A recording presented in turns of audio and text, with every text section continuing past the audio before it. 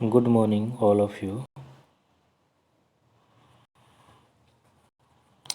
आज हम बात कर रहे हैं पॉलिटिकल साइंस के फर्स्ट सेमेस्टर के पेपर के बारे में।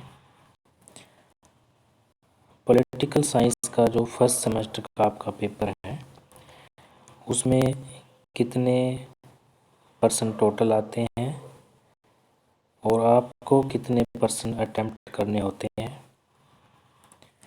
इसके अलावा क्वेश्चन को अटेम्प्ट करने का सही तरीका कौन सा है, इस विषय पर आज हम चर्चा करने जा रहे हैं। अगर आपने अभी तक हमारे चैनल को सब्सक्राइब नहीं किया है तो आप सब्सक्राइब कर सकते हैं। इस चैनल पर आपको चौधरी देवीलाल यूनिवर्सिटी सिरसा के पिछले क्वेश्चन पेपर उपलब्ध करवाए जाते हैं। इसके साथ ही सोल्ड पेपर भी आपको उपलब्ध करवाए जाते हैं और साथ ही CDLU की जो लेटेस्ट अपडेट है वो भी आपको उपलब्ध करवाई जाती है। इसलिए आप इस चैनल को सब्सक्राइब कर सकते हैं। तो हम बात करते हैं पॉलिटिकल साइंस के पेपर के बारे में, जो कि हम फर्स्ट सेमेस्टर का पेपर देख रहे हैं। इस पेपर में आपके सामने कुल 9 प्रश्न आते हैं। जैसे कि ये पिछली बार का पेपर हम देख रहे हैं, इसमें भी 9 क्वेश्चन पूछे गए हैं। एक बार हम देख लेते हैं इसमें 9 क्वेश्चन।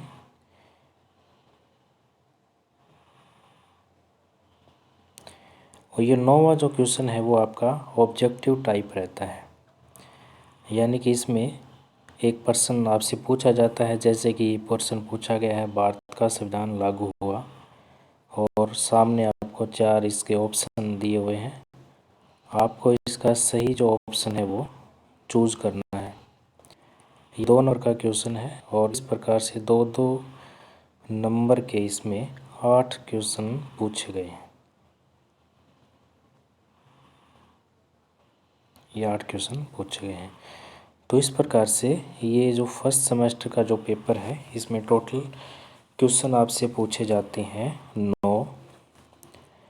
अब विद्यार्थी को इसमें 9 में से कितने प्रश्न करने होते हैं?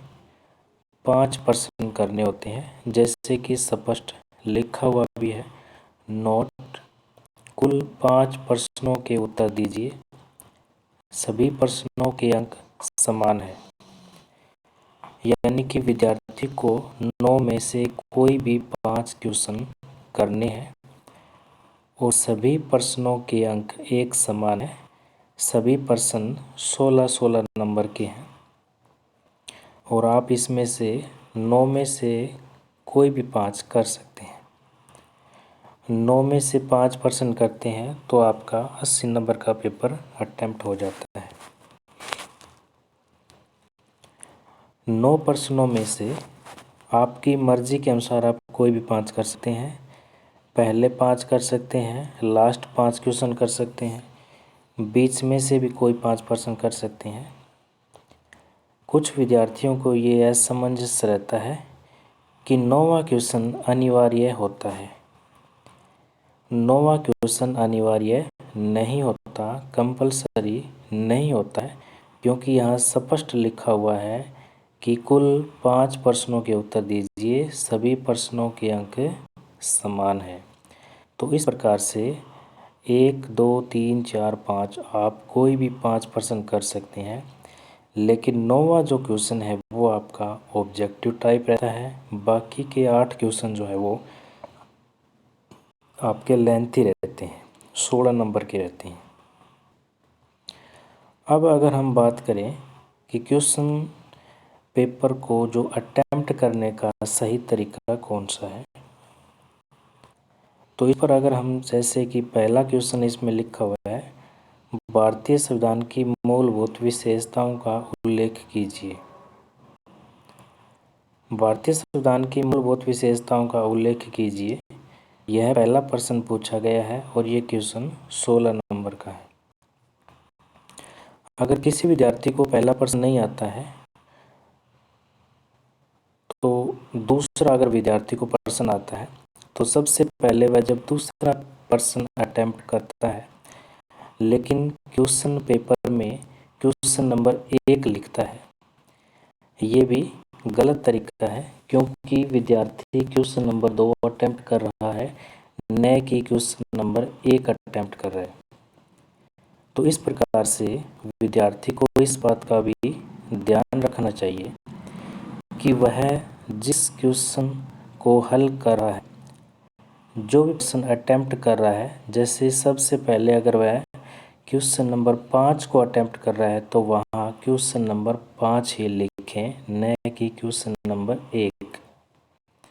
तो इस प्रकार से आपको, उसके बाद अगर आप क्वेश्चन नंबर 3 अटेम्प्ट कर रहे हैं तो क्वेश्चन नंबर 3 ही लिखें, न कि क्वेश्चन नंबर 2। आपका वो दूसरा प्रश्न नहीं है, आपका वैसे दूसरा प्रश्न है लेकिन आप क्वेश्चन नंबर 3 का आंसर दे रहे हैं। तो इस प्रकार से इसमें भी बहुत सारे विद्यार्थी क्या है, गलतियां करते हैं। सबसे पहले क्वेश्चन नंबर 7 कर रहे होते हैं और वहाँ लिखेंगे क्वेश्चन नंबर 1। आपका वो पहला प्रश्न है, ठीक है, लेकिन क्वेश्चन नंबर 7 का आंसर आप दे रहे हैं। तो इस प्रकार से इस बात का भी ध्यान रखना चाहिए। इसके साथ साथ जैसे कि हम बात कर रहे थे कि अगर विद्यार्थी पहले क्वेश्चन को अटेम्प्ट कर रहा है जो कि 16 नंबर का है और बार बार विद्यार्थी ये भी पूछते हैं कि 16 नंबर के क्वेश्चन में कितने पेज भरने होते हैं, तो यहाँ पेज से मतलब नहीं है। आपको क्वेश्चन में जो पूछा गया है उस क्वेश्चन को पूरा लिखना है, पूरा अटेम्प्ट करना है। यानी कि भारतीय संविधान की मूलभूत विशेषताएं पूछी है तो इसमें आपको ये 16 नंबर का क्वेश्चन है, तो इस प्रकार से 16 नंबर की आपको सामग्री भी इसमें डालनी होती है, तभी आपका ये क्वेश्चन नंबर 1 जो है वो 16 नंबर का होता है। कई बार विद्यार्थी एक पेज में, या हम कह सकते हैं कि 5 या 7 विशेषताओं में ही क्वेश्चन को पूरा कर देते हैं, कंप्लीट करते हैं, जो कि सही तरीका नहीं है क्योंकि यह क्वेश्चन 16 नंबर का क्वेश्चन है। तो इस प्रकार से 16 नंबर की सामग्री उस प्रश्न में होनी चाहिए। इसके साथ साथ क्वेश्चन को अटेम्प्ट करने के तरीके में आप सबसे पहले क्वेश्चन की भूमिका लिख सकते हैं, इंट्रोडक्शन लिख सकते हैं। इंट्रोडक्शन में क्वेश्चन का जो शॉर्ट है, संक्षिप्त जो है, आप उसमें बता सकते हो। इसके साथ साथ इंट्रोडक्शन के बाद अगर आपके क्वेश्चन में कोई परिभाषाएं हैं, डेफिनेशन है, तो आप डेफिनेशन दे सकते हैं। इसके बाद आपसे जो पूछा गया है, जैसे कि विशेषताएं पूछी गई है, आलोचना पूछी है, महत्व पूछे हैं, उपयोगिता पूछी है या कार्य पूछे हैं, शक्तियां पूछी है, वो आप लिख सकते हैं। और इसके बाद आप लास्ट में निष्कर्ष लिख सकते हैं, कंक्लूजन लिख सकते हैं। तो इस प्रकार से भी आपका यह तरीका क्वेश्चन अटेम्प्ट करने का बहुत ही सही रहता है, जिसमें आप इंट्रोडक्शन दे सकते हैं। इंट्रोडक्शन के बाद आप उस क्वेश्चन की मीनिंग दे सकते हैं। मीनिंग के बाद उस क्वेश्चन की जो विशेषताएं, आलोचना जो पूछी है वो लिख सकते हैं और लास्ट में आप उसका निष्कर्ष भी लिख सकते हैं।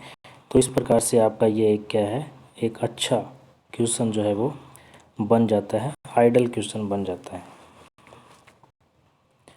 तो इस प्रकार से इस वीडियो से आप समझ गए होंगे कि आपको किस प्रकार से क्वेश्चन अटेम्प्ट करना है और कितने क्वेश्चन आपको अटेम्प्ट करने हैं।